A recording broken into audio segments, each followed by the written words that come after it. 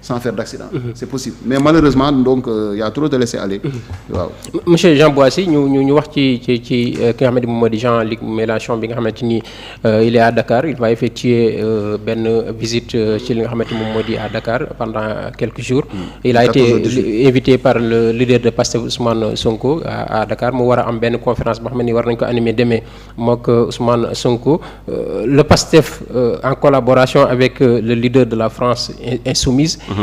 Est-ce que tey lu xel mën a nangu la au moment où Bassirou Diomaye Faye mu ngi def des sorties pour gën a dëgëral li nga xamante ni moom moo di panafricanisme autour de l'Afrique est-ce que tey cette collaboration bi nga xamante ni Ousmane Sonko mu ngi ko bëgg a def ak ki nga xamante ni moom moo di Mélenchon est-ce que jàppoo ne mën na am peut-être benn différence bu nga xamante ni mën na ko andil li nga xamante ni moo di diplomatie sénégalaise? Non, je ne pense pas parce que État du Sénégal, c'est une chose. Le PASTEF en est une autre. Donc il faut que nous dissocier les deux. Je ne pense pas que Mélenchon mu ñëw au Sénégal dans le cadre d'une visite diplomatique. Bi nga xam ne c'est en rapport avec le Sénégal. Au nom de quoi? Il n'est pas un officiel français. Il fait partie de l'opposition, une opposition radicale. Et aujourd'hui, on a tous vu que il y a des liens avec le PASTEF. Et il fait partie des plus grands défenseurs de ce parti, surtout pendant bi parti bi PASTEF di traverser le désert. On a vu personnellement cette année benn meeting que des Sénégalais ont organisé en France. Il est venu, il a fait un discours de support à Ousmane Sonko. Te ko xam aussi Juan Branco, il fait partie de la France insoumise. Donc pour moi ñooñu sont des alliés naturels de PASTEF. Ils ont toujours été du côté de PASTEF, ils ont toujours soutenu PASTEF à l'international et surtout au niveau de la France. Je pense que fépp fu ñu dem ils ont démontré qu'ils étaient du côté de PASTEF. Donc léegi sa visite au Sénégal pour moi c'est purement dans le cadre de PASTEF. Le PASTEF a le droit, moi je ne suis pas de PASTEF, mais ils ont le droit de nouer des alliances, même au-delà des frontières du Sénégal. Aujourd'hui, le Parti socialiste par exemple am nañu international socialiste. Le Parti libéral aussi am nañu benn qui est à l'international également. Je pense que des partis politiques yi am nañu des similitudes ou bien des points de convergence te il y a pas de mal à ce que ñu mën a rencontrer wu nouer benn amitié benn sorte d'alliance. Donc pour moi il faut juste différencier la chose et savoir que ce n'est pas une visite officielle, c'est la visite d'un opposant en France, en l'occurrence le président de la France insoumise bi nga xam ne ñëw na au Sénégal pour rencontrer le premier ministre bi nga xam ne mooy naturellement le président de PASTEF. Et il est reçu dans ce cadre-là. Mais les leaders de PASTEF c'est le parti PASTEF et la coalition Diomaye qui sont actuellement ñoom ñoo nekk ci gouvernement bi. Tey bu fekkee ne PASTEF dafay recevoir un leader bi nga xamante ni tey il est radical par rapport ak li nga xamante ni moom mooy régime bi nga xamante ni moom mooy régime président bu français. Est-ce que tey ci côté diplomatie mënul indi peut-être benn jafe-jafe diggante la France ak li nga xamante ni moom mooy le Sénégal? Non.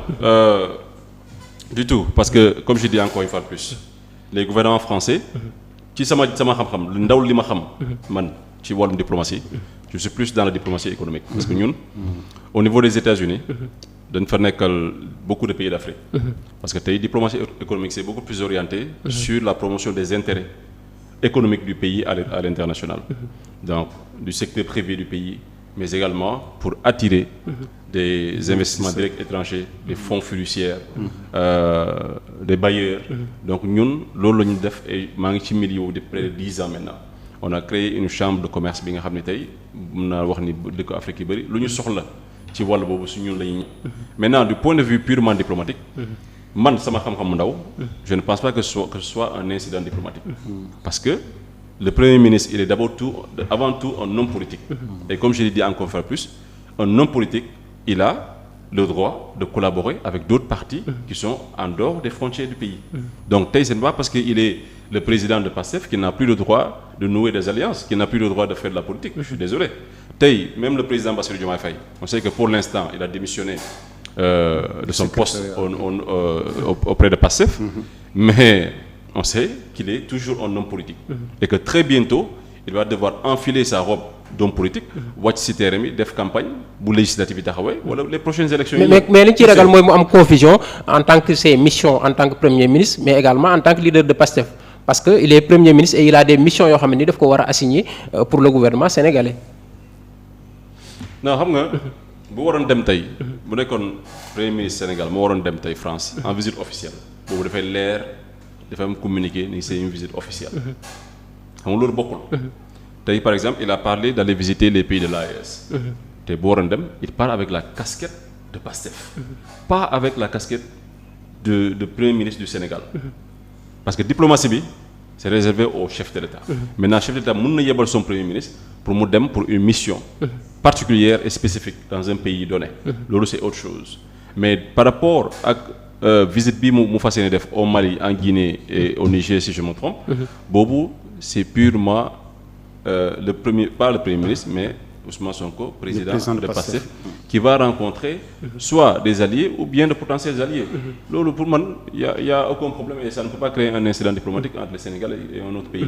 wax nga ko sànq moom en tant que premier ministre il sera fi nga xamante ni moom moo di Guinée et également dana dem fi nga xamante ni moom moo di Mali mu war a dem daje ak ñoo xamante ni c'est des présidents peut-être jàpp nañu c'est des putschistes ils ont été au pouvoir ci li nga xamante ni dañu def coup d'état est-ce que jàpp nga ne tey par rapport ak ñoom li nga xamante ni moom moo di seen position tey ces visites là Ousmane Sonko mbar nañ ko mën a xaarandi notamment gis nañ Diomaye moom mu ngi def des rencontres avec des présidents yoo xamante ni ils sont été bien élus en Afrique par rapport ak panafricanisme bu fekkee ne Ousmane Sonko en tant que premier ministre tey mu ngi dem ci des putschistes est-ce que du am confusion par rapport ak li nga xamante ni moom mooy taxawaay bi nga xamante ni war na ko am.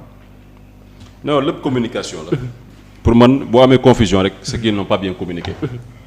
mais s'ils communiquent bien et faire la part des choses ñëpp dinañu comprendre ni il ne part pas rencontrer les putschistes parce que je dis aujourd'hui ce n'est pas pour rien que le président Diomaye ne s'est pas encore rendu ci dëkk yooyu noonu parce que mënuñu nekk un pays démocrate un pays connu pour être le champion en matière de démocratie tey que lors de ses premières visites mu dem rendre visite à ces personnes qui ne sont pas de mauvaises personnes à mon avis mais qui sont arrivées au pouvoir par des armes tey histoire won nañu ni toutes les personnes qui sont arrivées au pouvoir par des armes ne sont pas mauvaises parce que tey l'un des meilleurs leaders mais ce n'est pas le bon exemple aussi c'est vrai parce que li ñuy xaar ci un état également moom mooy jël pouvoir bi démocratiquement parce que ñoom li ñu voilà ce n'est pas un bon exemple le Sénégal ne devrait pas approuver cela parce que tey même le président Diomaye avec le premier ministre Ousmane Sonko quand ils étaient dans l'opposition ils étaient contre l'idée d'un coup d'État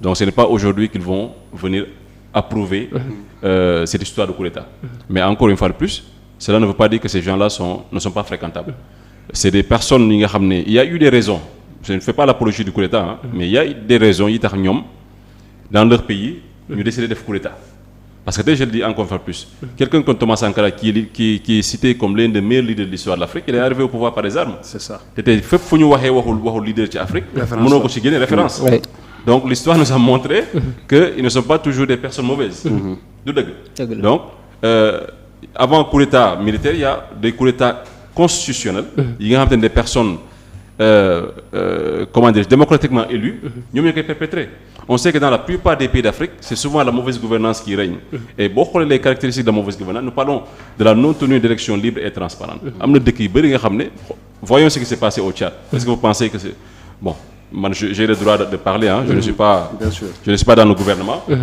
pour man loolu mascarade la quoi donc tey aujourd'hui avec Tchad nu mu mel qu'un président mu ne moom il a gagné au premier tour man ça laisse à désirer donc loolu noonu moo am Afrique bëri na fi xool lu xew Togo tey qu'est-ce qu'il est en train de faire mais loolu ça révolte des gens ba ça peut pousser ñenn ñi ñu qui soient tentés de les sortir par les armes loolu noonu c'est je dis encore kenn du encourager les coups d'État bien sûr mais on peut comprendre parfois pourquoi des gens sont poussés à aller aussi loin pour vraiment remettre ñoom seen pays dans les rails maintenant le problème c'est que souvent comme on dit les gens là ces messieurs-là on sait quand ils viennent on sait pas quand ils vont partir c'est ça c'est le seul problème nag ñoom bu ñu xasee ba toog nag kenn xamul kañ la ñuy def affaire mu jaar ci yoon mais bu nekkee vraiment ñoom dañoo gis une situation désespérée bi nga xam ne mi ngi gàllankoor askan wi.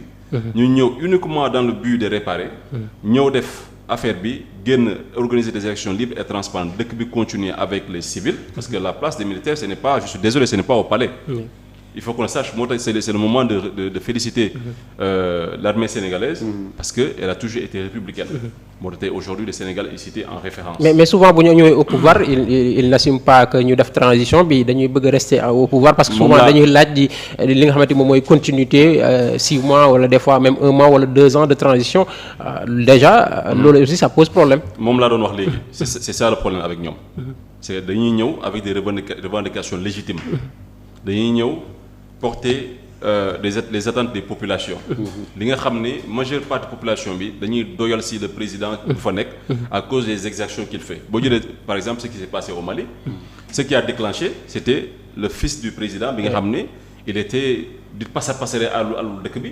pendant ce temps il y a des gens qui n'arrivent pas à assurer les mêmes 2 repas. qui n'ont pas d'emploi. le pays qui est devenu un théâtre d'assassinat, de guerre. Pendant ce temps-là, un fils du président se permet de faire la belle vie avec les milliards du pays. Ça a révolté les gens. C'est la raison pour laquelle quand Assimi Goïta est arrivé au pouvoir, ça a été salué par la majeure partie des Maliens. Mais est-ce que aujourd'hui Assimi Goïta mi ngi def affaire ci yoon? Pour man ça laisse à désirer aussi. Loolu mooy seeni problème. Tout à fait. Mais bu ñu doon ñëw def lu mel noonu, organiser les élections, delluwaat ñoo fi ñu nekkoon, mais tout le monde va applaudir. Mais malheureusement nag ce n'est pas toujours comme ça. Cheikh xam naa li ñu dese ci waxtu bëreetul par rapport ak l'arrivée de Jean-Luc Mélenchon à Dakar moo xam ne dafay séjourner pendant quelques jours sur l'invitation de Ousmane Sonko, je ne dirais pas Premier ministre parce que c'est le leader de Pastef qui invite le leader de la France insoumise muy Jean-Luc Mélenchon mais Ousmane Sonko ñu war a animer une conférence demain à l'ICAD. Tey son arrivée est-ce que tey